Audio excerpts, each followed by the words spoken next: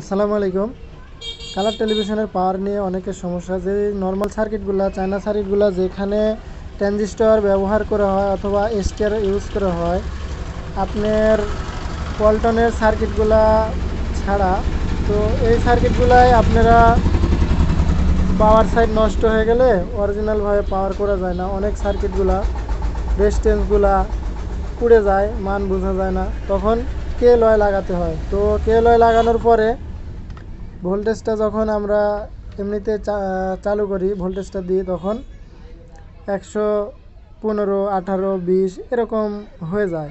তো লোডে আসলে তখন 103, 4 হয়ে যায়। তো এই সমস্যাটা সমাধানের জন্যে আপনারা যে কাজটি করতে পারেন সেটা হচ্ছে, আপনার সেকেন্ডারি যে সাইডটা আছে, রেগুলেটর সাইড, পিসি এই পাশে TL থাক আর হচ্ছে 18, 15 থাক, আপনার ভেরি, এখানকার জেনার ডায়োড, আপনার 47K, 100K, 150K এই রেজিস্ট্যান্সগুলা, এই এক কথায় সার্কিট এই সাইডটা ঠিক থাকতে হবে। এই সাইডটা ঠিক থাকার পরে আপনারা যে KLY 3টা তার আছে, 3টাই আমরা ইউজ করব।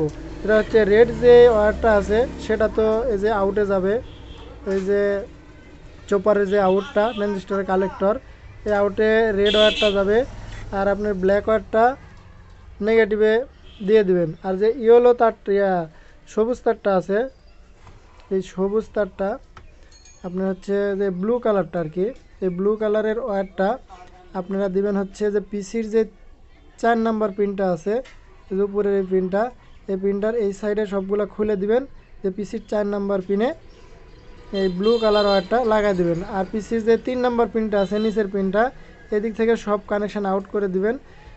তারপরে আপনারা হচ্ছে এই পিসির 3 নাম্বার পিন থেকে গ্রাউন্ডে একটা তার টেনে দিবেন। আমি এই যে এই পাশ দিয়ে দিয়েছি যে কালো তারটা, তাহলে হবে কি, আপনাদের KLY এর এই যে ভেরিটা ফুল করে দিবেন। আপনারা KLY এর ভেরিটা ফুল করে দেওয়ার পরে এই সাইডে তখন আপনার এই যে ভেরি আছে, এই ভেরিটাই কাজ হবে, তখন আর ভোল্টেজ আপ হবে না। যা রাখবেন অরিজিনাল পাওয়ারের মতো, ঠিক তেমনই ভোল্টেজ পাবেন।